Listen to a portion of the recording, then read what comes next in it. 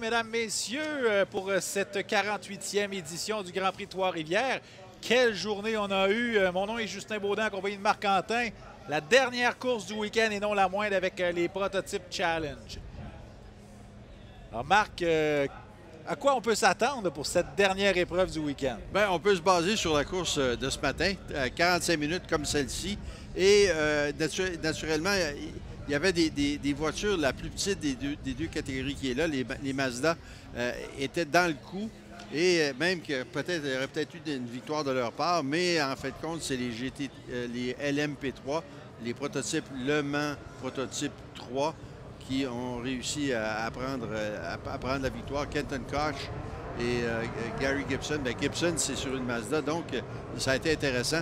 Et la beauté, c'est qu'il y a deux catégories. Alors, vous allez voir les voitures avec des toits, qui sont des moteurs 5 litres, Nissan, pour ne pas les nommer, mais préparés par une compagnie française qui s'appelle Oreca. Et les voitures sont toutes similaires.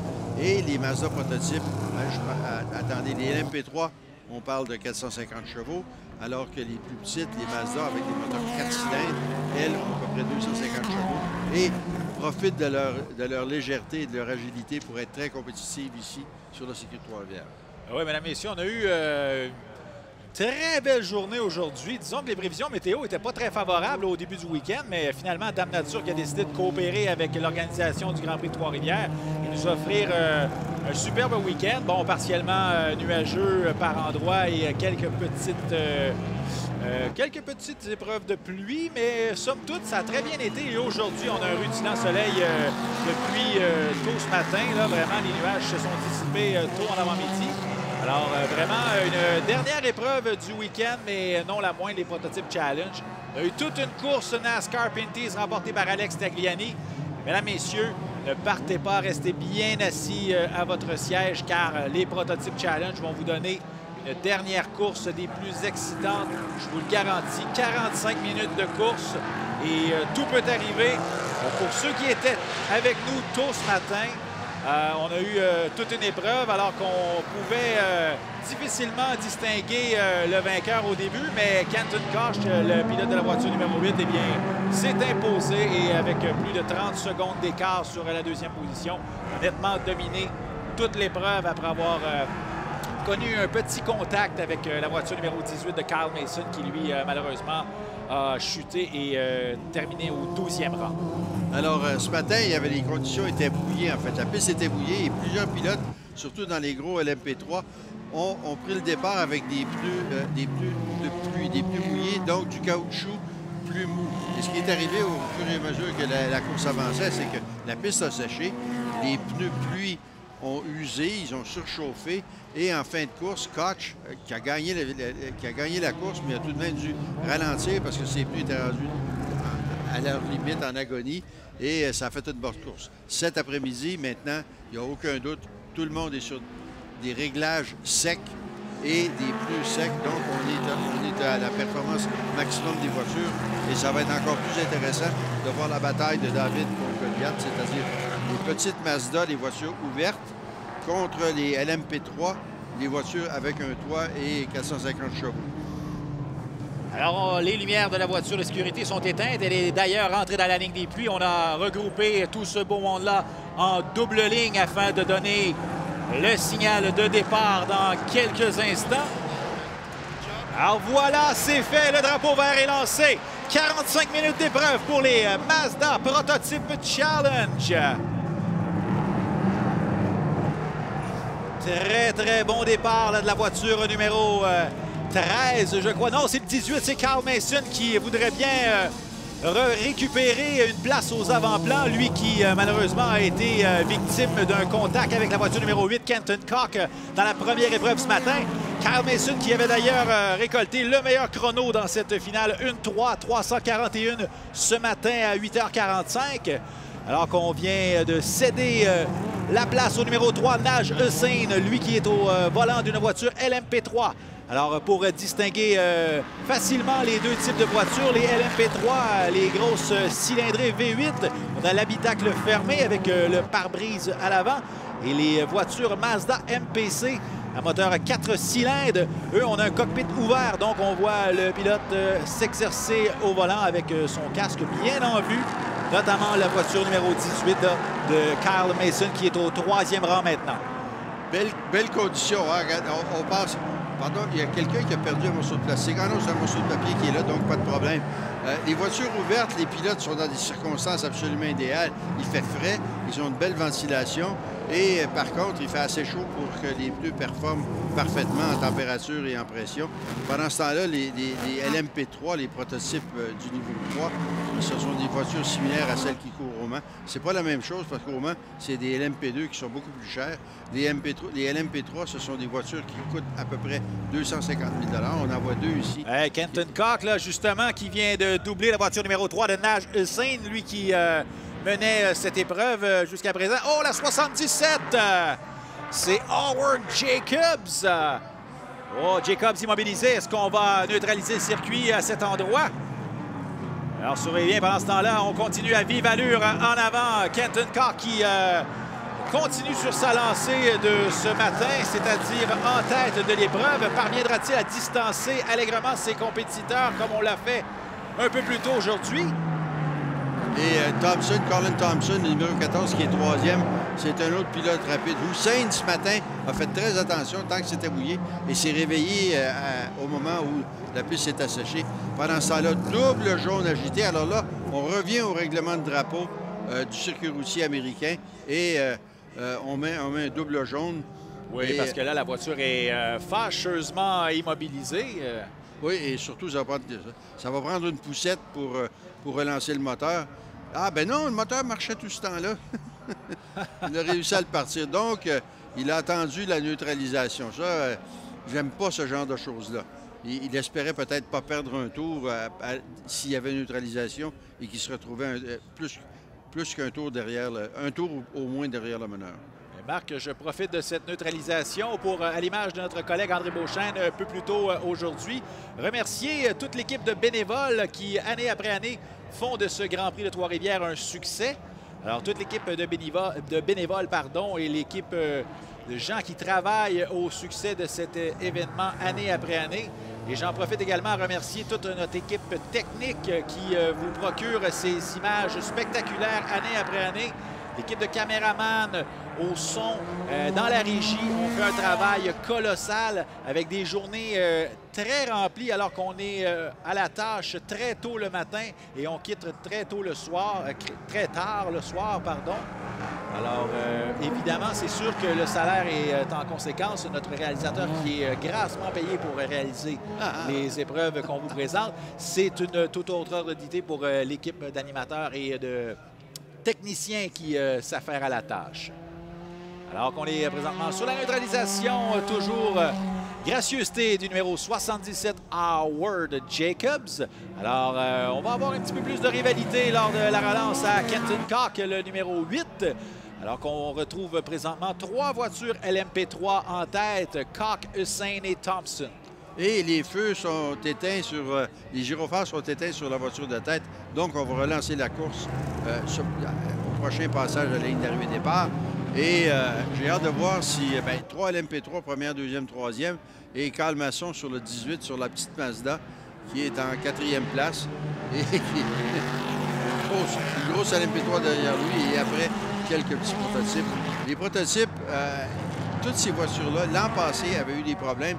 Les Mazda avaient eu des problèmes de freinage en fin de course l'an passé. Cette année, ce matin, malgré la pluie, il y a eu des gens qui ont eu des problèmes de frein. D'autres, en fin de course, la pédale était rendue molle. Colin Thompson, entre autres, sur la 14, avait des pluies absolument finis en fin de course. Et voilà, alors, on est prêt pour la relance. Le verre est donné en file indienne. Kenton Koch qui mène le bal à bord de la voiture numéro 8, suivi de la voiture numéro 3 de Naj Hussein. Colin Thompson dans la voiture numéro 14 suit en 3e position, alors qu'on retrouve Kyle Mason dans la 18 en 4e. Regardez bien l'entrée de la porte du Plessis, mesdames, messieurs. Kenton Koch qui domine encore une fois avec une très bonne accélération à la sortie du virage. Et ce que j'aime, c'est même si la petite Mazda ici, qui est en 4e position, là, se fait semer, puis en fait se fait doubler par les gros LMP3. Thompson par l'intérieur, Marc. Oh, on a fait toute une manœuvre pour Colin Thompson au départ de Nagel-Sainte. Oui, alors Thompson, qui est un jeune pilote qui court dans quatre séries différentes, beaucoup de pratique, en très grande forme physique. Et regardez ici encore un autre dépassement. La voiture numéro 17 de Stefan Rasinski, le Canadien qui court notamment en Coupe Nissan Micra. Alors, première participation ce week-end à bord d'une voiture prototype Challenge LMP3.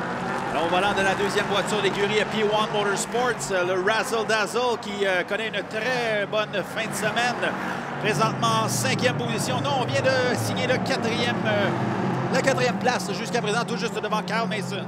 Oui, bien, Mason qui, en fait, s'est fait doubler tour après tour en sortant de la porte du Plessis le long de la ligne droite parce que, justement, les grosses voitures, les LMP3, ont plus de puissance avec 435, 440 chevaux.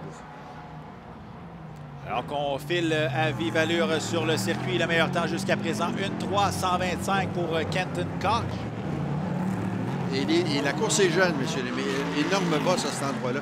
La course est jeune, c'est ce que j'allais dire, parce que plus tard durant la course, vous allez voir que les pilotes des LMP3 vont devenir un peu plus, un peu plus usés, un peu plus fatigués, alors que les pilotes des petites voitures, eux autres, ça se brasse beaucoup plus facilement et ça passe facilement dans les virages. Et regardez, on est obligé même de passer au large du skid corner parce qu'il y avait quelqu'un devant lui qui bouchait, qui l'empêchait de faire une bonne sortie.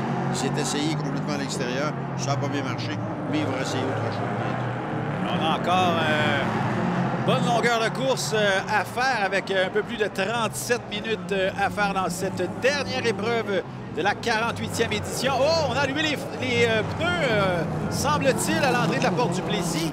Et oui, on a allumé les pneus. J'essaie de voir quelle voiture ça serait autrement, mais malheureusement. Alors, c'est la voiture de Thompson. C'est la voiture qui est deuxième, celle de Colin Thompson, la numéro 14, qui a allumé les freins.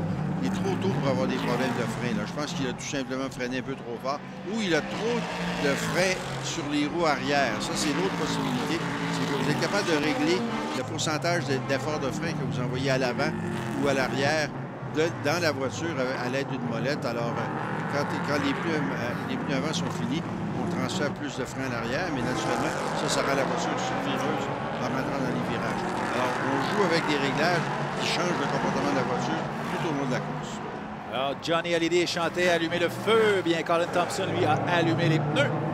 Alors, pendant ce temps-là, Thompson, on est toujours en deuxième position selon notre tableau indicateur avec une 4:223 lors de son dernier passage, alors que Kenton Koch, lui, a abaissé la marque avec une 2:687 lors du dernier passage, avec une vitesse de 139 km/h. Très belle performance jusqu'à présent, alors que Mason, lui, tente une manœuvre pour remonter le peloton. Alors, on a toujours dans l'ordre Koch, Thompson, Hussein, Rasinski et Mason en 5e. Alors là, il y a une chose qu'il faut vous dire, c'est qu'il y a deux générations de Mason en piste. La voiture numéro 18, Kyle Mason, c'est le fils. Et la voiture numéro 11, Robert Mason, c'est la voiture numéro 11. Deux pilotes qui étaient... Donc, le fils était ici l'an passé à bord des petits prototypes Mazda. Cette année, c'est une affaire de famille avec chacun d'un prototype. Des chanceux. Mais la course automobile, en général, souvent, on va retrouver ça, des générations de pilotes, que ce soit les Earnhardt en NASCAR ou les Andretti. Souvent, il y a des générations de pilotes comme ça. Il y a des familles qui sont mêlées à la course automobile. Et ce qui est agréable aussi, c'est une passion qu'on peut vraiment vivre en famille, que ce soit dans ce genre d'épreuve qu'on retrouve ici à Trois-Rivières, notamment Michel Barrette et ses deux fils qui prodiguent cette passion dans la Coupe Nissan Micra, qu'on les a vus d'ailleurs au volant ce week-end. Très belle performance pour la famille Barrette ce week-end ici à Trois-Rivières. L'affaire de famille se produit ici sur des véhicules relativement rapides, des véhicules fiables et des véhicules qui ne coûtent pas si cher que ça à régler, à rouler, surtout des Mazda qui s'achètent pour 125 000 $ et qui sont béton comme machine. Alors, on dessine le moteur pour qu'il dure presque toute la saison. On bride le moteur, on ne le laisse pas tourner jusqu'à des 12 000 tours minutes pour briser des ressorts des soupapes.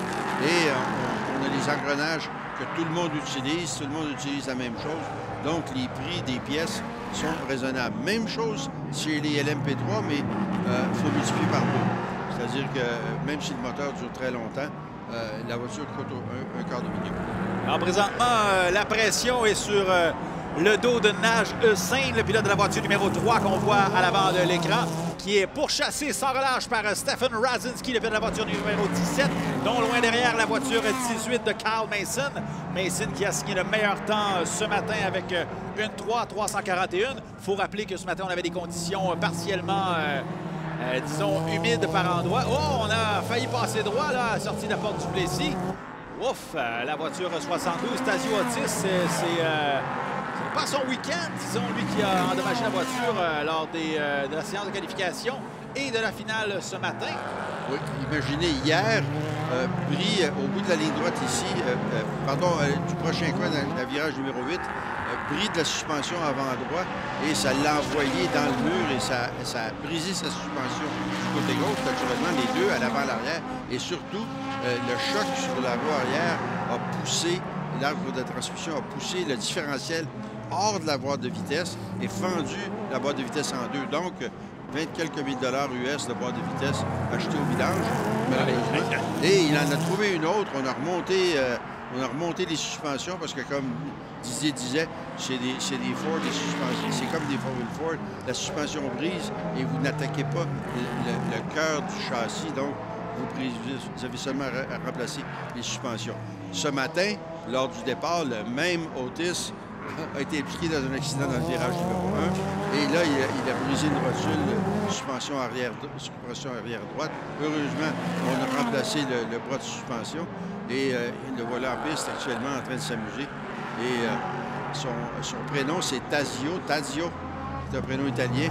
Et c'est à l'honneur de Tazio Nuvolari, qui a été un grand pilote dans les années 30, 40 et 50. Non, 20, 30, 40 et 50. Au niveau mondial, dans ce temps-là, le niveau mondial, c'était vraiment le Alors, merci Marc. Revenons en 2017 et, et regardons Naj Hussain défendre sa 3e position avec Stefan Rasinski dans le rétroviseur, alors que lui aussi a beaucoup de travail avec Kyle Mason qui surveille l'erreur du débutant Rasinski, débutant dans cette catégorie, il faut le mentionner, car un excellent pilote qui fait partie de la crème des pilotes canadiens. Rasinski qui a défendu les couleurs du Canada lors du Race of Champions à Miami au mois de janvier dernier. Alors, Rasinski qui partageait le volant avec James Hinchcliffe là-bas. Alors, c'est un très bon pilote qui s'est vu confier le volant de la 2e voiture de P1 Motorsport pour le week-end ici à Trois-Rivières. Lui qui court dans différentes séries un peu partout à travers le globe. Voilà, il résiste présentement à Kyle Mason.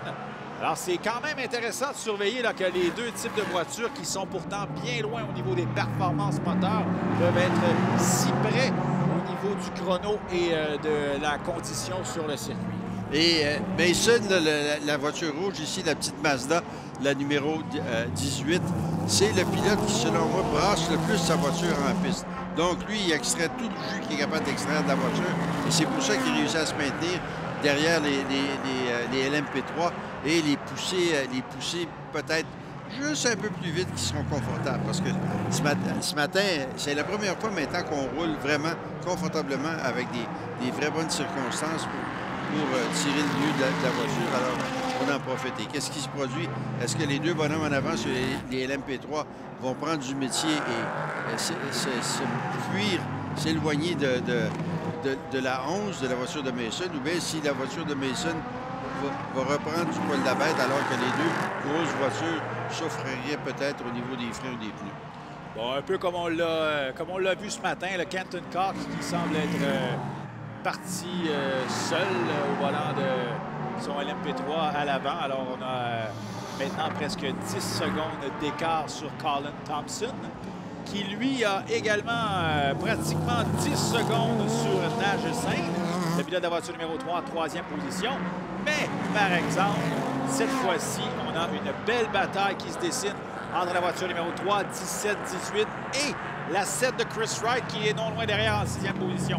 Alors, les positions 3, 4, 5, 6, là, je pense que le spectacle, il se situe à ce niveau dans cette finale avec un peu moins de 30 minutes à compléter cette dernière épreuve de la 48e édition du Grand Prix de Trois-Rivières. Et pas d'erreur de la part des deux premiers pilotes sur les LMP3.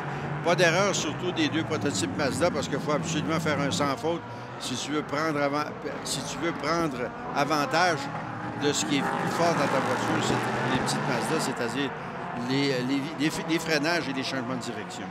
Mais là, Radzinsky, là, première présence ce week-end. On a quand même été très prudent jusqu'à présent. On a fait de très belles performances.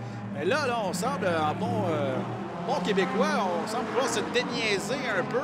Et là, on s'impatiente un peu derrière Nagecin. Je crois qu'on va tenter une manœuvre dans les prochains instants. Bon, alors, oui, vous avez raison. C'est Radzinsky qui prend du métier à bord de la voiture, alors que Hussein, on vous le rappelle, ce matin a fait une erreur et a été impliqué dans un petit incident. Donc, Hussein, on sait maintenant qu'il est rapide, mais est-ce qu'il a la maturité pour accepter le fait que quelqu'un le passe comme la voiture 17 de Radzinsky? On verra. Oui, soyez bien, là, Radzinsky dans la voiture blanche, tout juste derrière Hussein. On retrouve derrière Hussein, c'est Hussein, Radzinsky, Masson et Wright dans l'ordre en 3e, 4e, 5e et 6e position. Alors qu'on a des voitures retardataires présentement sur le circuit qui viennent un peu brouiller les cartes parmi ce peloton de voitures. Alors, somme toute, on peut déjà mentionner, avant même de déployer le drapeau quadrillé sur cette dernière épreuve, on a reconnu une très belle 48e édition du Grand Prix de Trois-Rivières. Vraiment, une autre fois, là, on peut dire que c'est un week-end incroyable qu'on a vécu ici à Trois-Rivières. Et regardez l'intelligence de la voiture 30, là, du bonhomme qui savait qu'il y avait quelqu'un plein ses miroirs et qui a dit « Je m'enlève du chemin et je laisse passer la 8, la voiture plus rapide, Kenton Koch, qui est en train de faire un cavalier seul à presque 11 secondes devant Colin Thompson, l'autre pilote qui, théoriquement, a la forme pour gagner aussi, mais pas aujourd'hui. Je pense qu'il y a peut-être des problèmes qu'il y a eu plutôt. Je vous rappelle que ce matin, en fin de course, il y a eu des problèmes de frein. Et c'est peut-être ça qui est en train de... Il y avait des problèmes de pneus parce qu'il était sur les pneus mouillés, et il ne restait plus de pneus arrière à la fin de la course. Alors moi, je vous invite à aller sur Internet, là, aller taper Kenton Koch Racing. Vous allez voir tout un palmarès pour le jeune pilote de la voiture numéro 8. C'est pas pour rien qu'on le retrouve aux avant-plans dans cette finale. Même chose qu'on a connu ce matin dans la première finale, un peu plus tôt vers 8h45 ce matin ici à Trois-Rivières. Écoutez, Kenton Koch qui domine. Présentement deuxième au championnat des pilotes. La raison est un peu bonne, malgré qu'elle est boiteuse, c'est que l'équipe s'était formée vraiment en peu de temps et qui n'a pas été en mesure de participer à la première épreuve de la saison. Donc, c'est pour ça qu'on est en deuxième place et que c'est Colin Thompson qui mène le championnat. Et vous nous mentionniez, Marc, l'équipe, il y a 6 mois, n'existait même pas. C'est ça. Wow! Et vous pouvez aller voir, magnifique, 2 camions complets, des voitures complètes, toutes les pièces nécessaires pour courir. Même, je me demande si ce n'est pas eux autres qui ont peut-être prêté la boîte de vitesse à Dadio Otis, le numéro 72, qui est en 8e place. Et moi, j'aimerais, si c'était possible, revoir la bataille, la bataille qui se produit entre Nagecin, Radzinsky et Mason, et juste pas loin derrière Chris Wright. Mais les 3 premiers, là, numéros 3, 17 et 18, sont en train de faire un spectacle et j'ai hâte de voir. Bien, c'est eux qu'on voit. C'est eux qu'on voit à l'écran, Marc. C'est eux qui nous donnent cet excellent spectacle présentement. Alors, regardez, Radzinsky qui est toujours un peu patient, quoique... Radzinsky en est à son premier week-end dans cette voiture-là. Il ne veut absolument pas la briser. Il a seulement de l'argent pour faire une course, celle-ci. Il veut la finir comme il faut. Et il ne prend pas de chance. Là, il est un petit peu loin derrière, là, derrière le Hussein, mais des fois, il s'est présenté. Alors là, drôle de trajectoire là, pour Radzinsky. Et ben, ça lui sourit parce qu'il a gardé la distance, il est encore toujours proche. Mais des fois, il a des ouvertures et il ne les prend pas, et c'est parce qu'il ne veut pas prendre de chance. Et parce que s'il réussissait à mettre la patte devant Hussein, je pense qu'il partirait, puis il serait en 3e place, et ça serait une magnifique 3e place, ce cas échéant. Mais il reste encore 24 minutes. C'est pas fini, comme disait M. Jean Raffa à l'époque. faites un Gérard Saint-Germain de vous-même en nous sortant les expressions de Jean Raffat. Bon, alors, j'aime bien. Hein? Les voitures sont superbes. Il y a deux types de voitures qui sont là, alors qui sont bâties au même règlement à l'MP3. Il y a des Norma, il y a deux Norma, et il y a des voitures aussi, je m'excuse, le mot m'échappe, les Ligier. Oui, et puis ce que vous voyez là, avec le fond plat, là, ça c'est des Norma. Pas le fond plat, mais le nez qui a l'air d'être écrasé, c'est en fait le travail aérodynamique. Et ça, c'est les Normands. Et les Ligier ont un nez, un pif rond. Autre chose à souligner, c'est que ces voitures-là sont fixes au niveau de tout. Tous les ailerons à l'avant et sur les côtés et à l'arrière. Et la seule chose que tu peux changer, c'est l'aileron, le gros aileron arrière, tu peux bouger de 12 degrés, donc qui n'est pas beaucoup, là, si vous connaissez ça. Et c'est la seule chose que vous pouvez changer. Vous ne pouvez pas changer l'avant, vous ne pouvez pas changer les côtés. Les voitures sont simples. Donc, on ne se perd pas dans les réglages. Et une équipe qui n'a pas l'argent pour avoir 3 ingénieurs et de la simulation et des essais constamment, bien, peut rouler effectivement comme le fait Kenton Koch et son équipe. Là, après 6 mois, regardez les performances. Et Thompson court bien aussi. Moi, je pense que Thompson va dire je suis en avant, je joue les points. En fait, il fait un peu la même chose que les deux premiers dans la course NASCAR essayaient de faire, c'est-à-dire Lacroix et Labbé, c'était de se surveiller et de finir la course absolument. Malheureusement, Lacroix a été malchanceux. Au lieu de bois de vitesse, et c'est Labbé qui a récolté des points et qui a bâti son avance à la première place. Mais on parlait un peu plus tôt là, de Stefan Rasinski qui courait ce week-end en Coupe Nissan Micra et également au volant d'une LMP3. Marc, selon vous, c'est sûr que la différence entre les deux types de voitures est énorme. On n'est pas au même endroit. Oui, ce sont deux voitures de course, mais la Micra est beaucoup plus lente que la LMP3. Le comportement en piste est carrément des extrêmes. Comment un pilote peut s'adapter? Est-ce que c'est difficile de s'adapter aux deux types de voitures comme ça quand on alterne d'une voiture à l'autre? C'est d'abord une question de concentration. Chaque fois que vous embarquez dans une voiture, que ce soit la plus rapide ou la plus lente, vous bâtissez un film d'exactement de où vous devez être sur la piste, tour après tour après tour, où vous devez freiner, où vous amorcez le virage, où est le point de corde, pendant que il n'y avait aucun doute là, que le numéro 13 disait « Passe-moi du côté gauche, s'il vous plaît ». Il s'agit de Gary Gibson. Alors, vous bâtissez un film dans votre tête et vous savez où freiner, vous savez où tourner, vous savez où sortir et vous savez, les choses encore importantes, où regarder et chercher les officiels pour voir s'il y a un drapeau jaune, s'il y a des déchets sur la piste, quoi que ce soit. Et ce film-là, c'est ce film-là que vous déroulez dans votre tête au fil et à mesure que vous faites un tour. Et vous n'êtes jamais surpris parce que si vous êtes concentré, votre imagination est toujours juste un peu en avant de la réalité et vous n'êtes jamais surpris par ce qui se passe.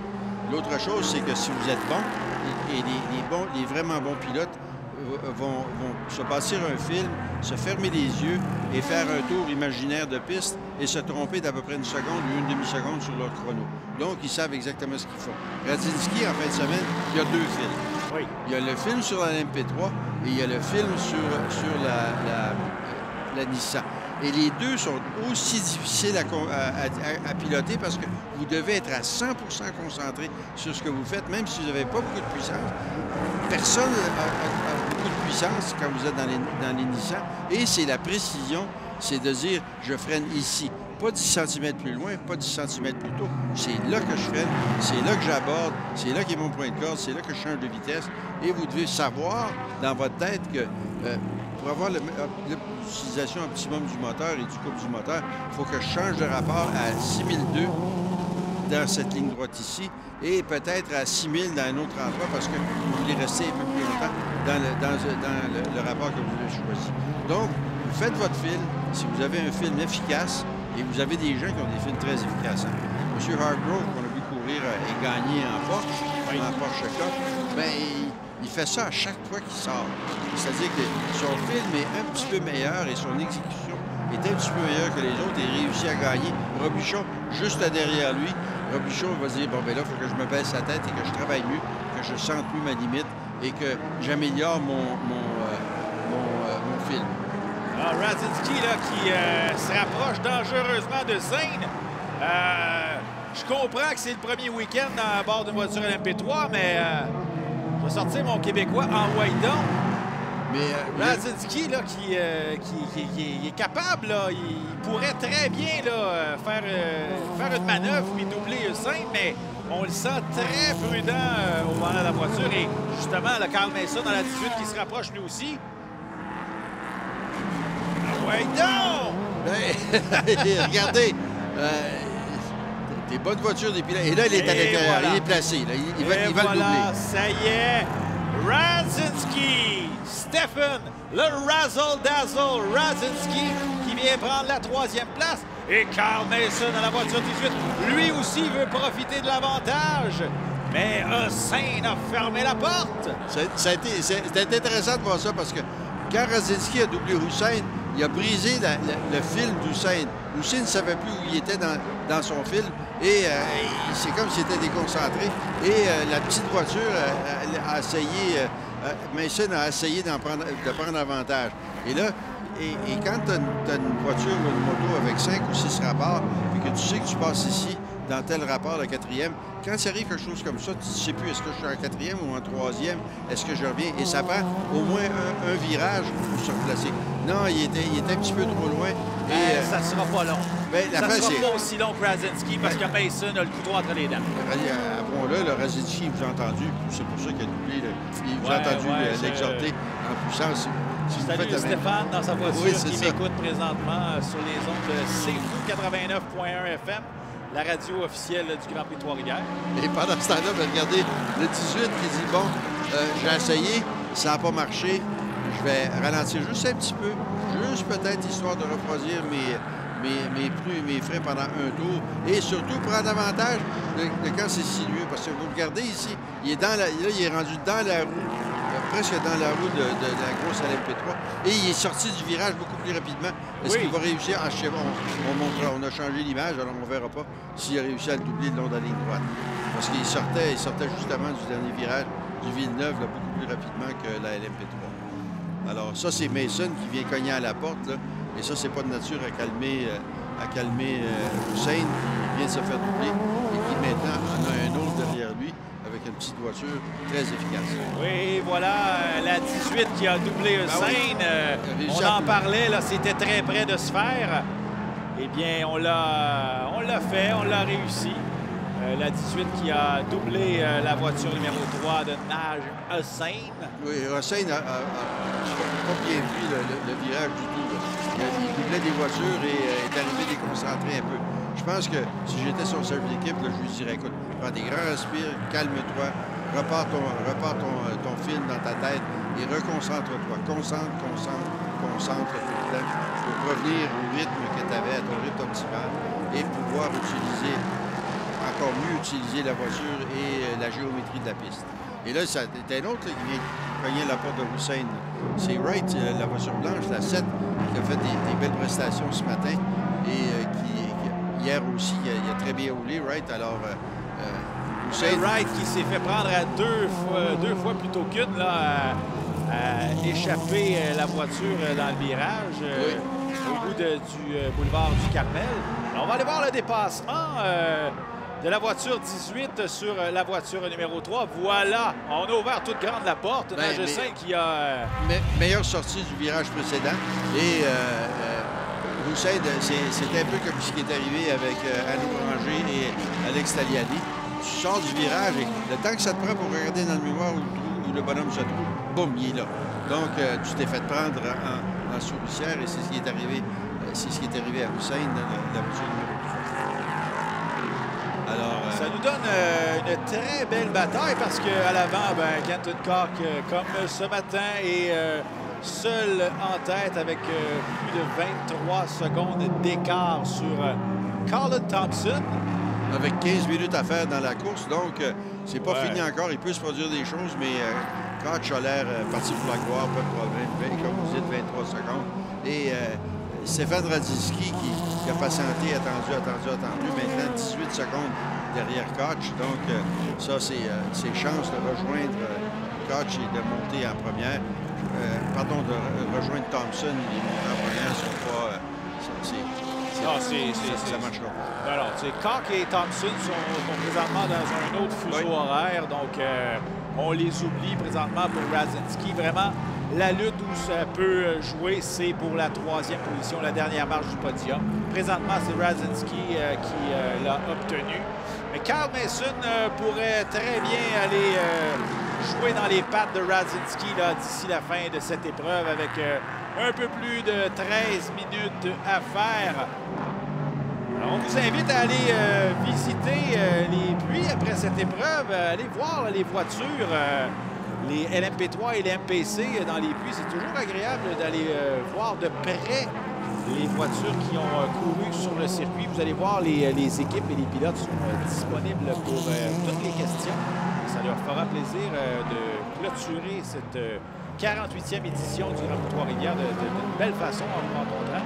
Jusqu'à présent, je peux vous dire, là, que ce soit du côté des pilotes ou des équipes, tous sont d'un commun accord pour dire que le Grand Prix Trois-Rivières est une des plus belles épreuves, un des plus beaux circuits au monde et une des particularités qui rend ça si merveilleux. Eh bien, ce sont vous, les amateurs, qui, année après année, êtes au rendez-vous et accueillez chaleureusement ces pilotes et ces équipiers qui nous viennent d'un peu partout à travers le monde. Alors qu'on voit présentement là, Chris Wright s'approcher de Hussein. Chris Wright qui aimerait bien entrer dans le top 5. Alors, pauvre Hussein, lui qui perd position après position depuis le début de l'épreuve. Hussein qui connaît présentement sa meilleure performance du week-end après avoir connu toutes sortes d'ennuis. Le pilote de la voiture numéro 3, et bien présentement, on en a plein les bras, plein le dos et les épaules. Avec Chris Wright, la voiture numéro 7, tout juste à l'arrière. Ah ben, ça, on l'avait prévu, hein, que le 7 Chris Wright l'an passé, pas l'an passé, mais hier, il a perdu 2 fois, il a perdu le contrôle de la voiture, mais il apprenait la piste, il savait, puis maintenant, il est rapide. Et regardez comment il force et il conduit la voiture très rapidement dans les virages.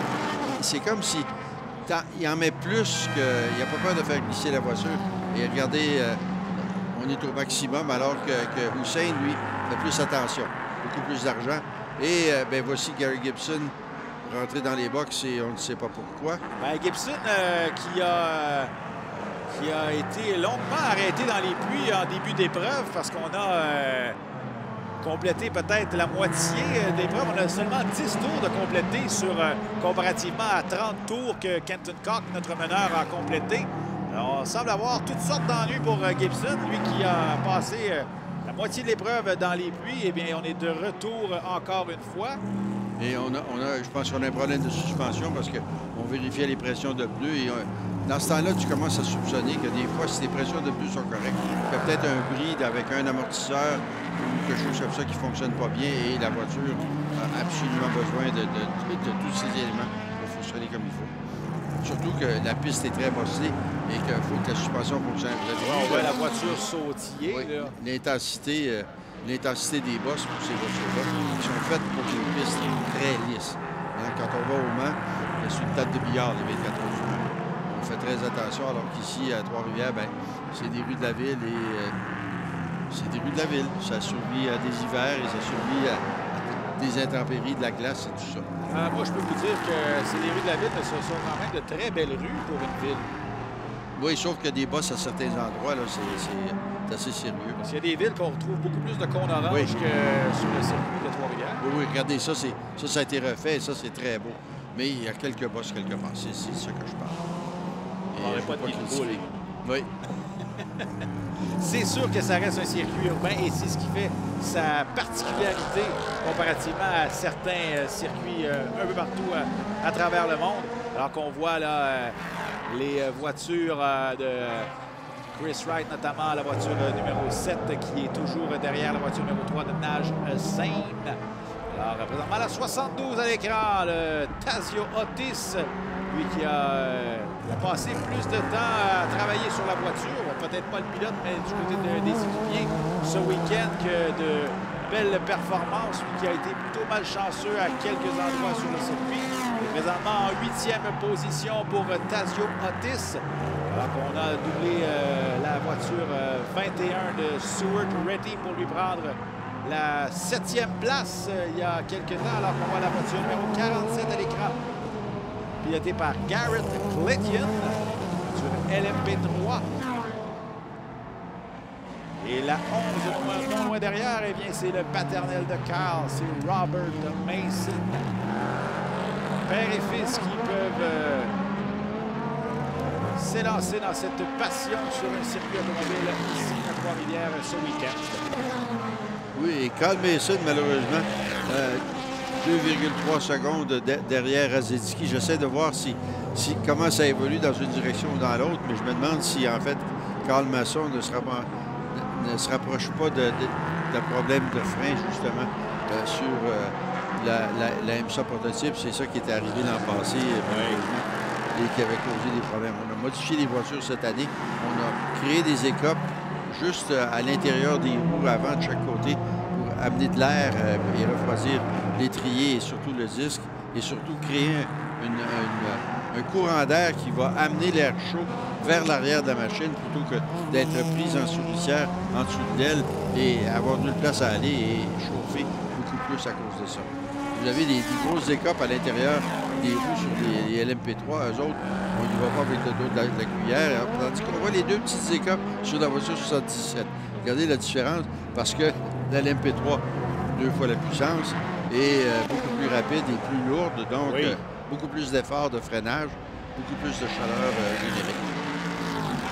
Alors, Kenton Carr, qui est notre meneur, avec presque 28 secondes d'écart sur le deuxième, Colin Thompson, à bord de la voiture numéro 14. En troisième position, avec 26 secondes d'écart, encore une fois, c'est Stefan Radzinsky. Alors là, on a des premières, deuxième places. On a pratiquement 1 minute qui sépare la première et la... On a 1 minute, oui, qui sépare la première et la troisième place. Wow, c'est des temps quand même assez... on va aller pratiquement chercher un tour. Cox sur Radzinsky. Et regardez, là, des 1-3 en fin de course comme ça de la part de Koch et 1-3 aussi de la part de Colin Thompson. Ils n'ont pas besoin de rouler si vite que ça, mais on en profite, on s'amuse. On est sur un circuit très différent. Tous les circuits vous permettent d'apprendre des choses et c'est ce qu'on est en train de faire. Alors, présentement, là, oui, on voit Kenton Carr qui est aux prises avec des voitures retardataires. La 47 de Garrett Clayton qui est en 9e position. Et la 3 de Seine également. On fait signe du drapeau de... Drapeau bleu ici, ça veut dire qu'il y a quelqu'un qui vous suit de près et qui essaye ou qui va essayer de vous doubler. Et regardez, on essaye de faire toutes sortes de trajectoires pour redresser la ligne droite et ça a fonctionné de la part de la voiture numéro 8. Là, il a doublé l'autre voiture comme s'il était arrêté. Et maintenant, ça va être au suivant, comme disait la chanson de Brel. Alors, Koch qui est en voie de prendre un tour à la 5e position de Naj Hussain. C'est vraiment une leçon de pilotage que nous donne Kenton Koch alors qu'on a une voiture immobilisée. Il s'agit de la 47 de Garrett Clayton, lui qui était présentement en 9e position avec 2 tours de retard. Et selon l'endroit où il est placé, là, ça a été un problème de trop de freinage à l'arrière. Donc, on a joué avec la distribution du freinage et peut-être bloquer les roues arrière. Et, ben oui, on s'amenait à toute vitesse au bout du boulevard du Carmel. Et l'endroit le plus difficile. Et regardez ça c'est de la chaleur qui vient des freins. Alors, il y a un problème au niveau des freins. La voiture a peut-être surchauffé de l'avant. Elle ne freinait pas très bien de l'avant. Et elle a trop freiné de l'arrière et elle bloque les roues arrière et là, tu pars en travers. Tu ne peux pas faire autrement. Et j'aimerais aller voir les gens aller là avec un extincteur et pendant que lui essaie on a besoin de refroidir les disques là, parce que c'est pas bien ce qui est en train de se produire actuellement. Et Clétienne devrait... Ouais, regardez, il y a de la fumée qui s'échappe. Ah non, c'était l'ouverture au-dessus de l'aile. Oui. C'est pas dans le cockpit qu'il y a de la fumée. Mais j'aimerais bien voir... faudrait peut-être arrêter là, parce que c'est très serré. Mais non, on n'a pas nécessairement besoin d'arrêter. Parce que là, maintenant, tout le monde sait où il est, qu'il est là. Oui. Et tout le monde va pouvoir l'éviter. Et j'espère qu'on va aller chercher assez rapidement. Mais... Là, on aura droit à une relance. Oui, on va certainement avoir droit à une relance. Mais... Avec 4 minutes à faire dans cette finale. Il y a du monde qui a des grosses avances. Mais par contre, c'est vrai, avec Chris Wright, qui est sur le même tour que H. Hussein, et puis qui maintenant va être juste derrière lui. Alors, j'ai hâte de voir comment ça va aller. Bon, on a réussi à partir le moteur. Allez, en première, vas-y. Vas-y, en vrai. Alors, c'est vous qui devez lui parler, c'est pas moi. Mais pourtant, il est dans une voiture LMP3, lui aussi devrait nous entendre, comme Radzinski, alors que c'est une autre des différences qu'on a entre les deux voitures. C'est qu'à bord du cockpit, on a un radio et un subwoofer dans la valise. Là. Ah oui, vous pensez, ce sont des voitures construites pour faire des épreuves d'endurance. Je peux pas croire qu'une longue épreuve, là, on a besoin de se divertir un peu. Alors oui, on a ouvert la porte parce qu'il fait chaud à l'intérieur de la voiture et on étouffe parce qu'il y a un réservoir d'huile chaude qui est juste derrière vous. Et j'espère qu'on va prendre... on va aller assez vite parce qu'il reste 2 minutes 48. Donc, ça se peut que la course finisse en condition de neutralisation. Et ça serait malheureux, mais enfin... Parce que maintenant, on ne peut plus voir de dépassement quand ils sont... Regardez, ils sont tous collés les uns sur les autres. Ceux qui sont sur le même tour. Koch, lui, est à l'avant sur un tour précédent. Et la raison pour laquelle on ne voit pas d'officiels en piste, c'est que les officiels que vous voyez n'ont pas le droit. Bon, alors on fait ça au démarreur. Merci beaucoup. On s'enlève du chemin, on met ça en première, on relâche l'embrayage et on pousse sur le bouton et ça avance. Oui, ce serait le fun, le Garrett, qu'on libère la piste parce que 2 minutes à faire, oui. ça... Mais ce que j'allais vous dire, c'est que ces officiels-là n'ont pas le droit d'embarquer sur la piste pour aller intervenir. Il y a eu des accidents malheureux qui étaient arrivés dans les années où les officiels étaient courageux. Par contre, ces officiels-là qui sont habillés différemment ont l'entraînement et la formation et l'expérience pour pouvoir entrer en piste. Alors maintenant, il n'y a pas de dommage. C'est le temps, messieurs, d'éteindre les gyrophares et de relancer tout le monde. Vous n'avez pas besoin de faire un tour de plus. Si vous faites un tour de plus, ça va être fini. Parce qu'il reste 1 minute et il va rester... Ah oui, 1 minute 23 présentement à faire dans cette dernière finale de la 48e édition du Grand Prix de Trois-Rivières. Et je pense qu'on ne relancera pas l'équipe parce que quand vous relancez avec un tour à faire, des fois, il arrive un accident sur le dernier tour qui ne veut presque rien dire parce qu'il restait seulement un tour à faire. Et regardez, on n'a pas éteint les gyrophares encore sur la voiture de tête. Donc, malheureusement, ça a l'air qu'on va prendre le drapeau à damier parce qu'on est rendu à 54 secondes maintenant pour faire la moitié du tour. Et les bonhommes roulent particulièrement lentement. La voiture de tête roule lentement pour pouvoir donner le temps au temps de s'écouler. 43 secondes maintenant. Alors, les lumières toujours allumées. Oui, toujours allumées, malheureusement. Toujours allumées, malheureusement. Ouais, avec le soleil, on avait cru les voir s'éteindre. Malheureusement, non. Alors, un peu plus de 30 secondes à faire. On surveille toujours. On peut toujours espérer qu'on donne une relance, mais... Non, avec 17 secondes, là, je pense que ça va être le drapeau à damier, ça va être fini. On ne relancera pas les voitures. Et on demande au pilote de la voiture. Bien, il reste 5 secondes. Alors, on va terminer cette épreuve sur le jaune quadrillé. Alors, c'est malheureux. On aurait aimé une relance pour voir là, si on aurait donné une lutte à l'avant. Alors, notre vainqueur pour une 2e épreuve consécutive, le numéro 8, Kenton Koch. On l'applaudit chaleureusement, notre vainqueur, Kenton Koch, qui est suivi de Colin Thompson en 2e position. Stephen Radzinski, le Canadien, qui vient terminer sur la 3e marche du podium. Kyle Mason en 4e position. Nage Sain qui complète le top 5 de cette 2e épreuve du week-end de la série Prototype Challenge présentée par Mazda. Et en 6e position, belle performance de Chris Wright sur la Mazda Prototype numéro 7, la voiture blanche, qui lui était bien placé pour possiblement prendre justement une des positions en toute fin comme ça, et malheureusement n'aura pas la chance. Et regardez qui est en 7e position. C'est le copain Tazio Otis qui a réussi à finir. Très belle course, 7e position, le numéro 72. Et Retty, mon copain qui est à la retraite, monsieur qui pousse les 70 ans, ancien ingénieur chez BP, et qui, lui, s'amuse. Il était dans la voiture 21, une autre prototype Mazda.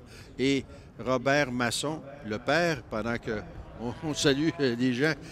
Merci d'être restés en place et on espère que vous avez apprécié la course. Oui, je parlais. Je crois qu'on a apprécié encore plus le soleil. Oui, oui, qui a été là tout le week-end à nous donner des performances régulièrement. Voilà, elle s'amuse bien. Oui. Et tout ça pour dire qu'il restait Robert Masson, Mason, la voiture numéro 11 qui a fini 9e et 10e Matthew Dickens sur la voiture numéro 4. Les fans de course automobile du Grand Prix de Trois-Rivières qui restent jusqu'à la dernière minute de la dernière épreuve. Allons voir les moments forts de cette dernière épreuve de la 48e édition du Grand Prix de Trois-Rivières. Marc, dès le départ, là, on a été à 3-4 voitures de large par endroit sur la ligne de départ, alors que ça s'est joué là, dans le premier virage. On est venu doubler encore une fois le Kenton Cox, la voiture numéro 8, qui a pris l'avantage de la 3 de Nage Sain. Sain, lui, qui a complété en 5e place. Lui qui était parti en première position. On a débrouillé la neutralisation à cause de la voiture numéro 77 de Howard Jacobs. On a repris le bal sur le drapeau vert. On assiste à une belle bataille. Stefan Razinski, envoie donc Razzle Dazzle. Eh bien, oui, on a doublé finalement la voiture 3 de Nage Sain. Ça a pris quelques tours, mais finalement, on y est allé. Même chose pour Kyle Mason. Malheureusement, à la fin, là, c'est la voiture 47 de Garrett Clayton qui est venue terminer cette course un petit peu en queue de poisson. Alors qu'on retrouve le tableau final, le vainqueur Kenton Cox, le numéro 8, le vainqueur. En 2e place, Colin Thompson. La 3e position à Stefan Razinski. En 4e, Kyle Mason. La 5e place appartient au numéro 3, Nage Sain. La 6e place à Chris Wright. En 7e position, le numéro 72, Tazio Otis. La 8e place, le numéro 21, Stuart Reddy. En 9e, on retrouve le 11, Robert Mason. En 10e, le 4 de Matthew Dickens. En 11e place, le 38 de Stephen Dawes. En 12e position, le 47 de Garrett Clayton. En 13e, le 77 de Howard Jacobs. Et en 14e position, le numéro 13 de Gary Gibson.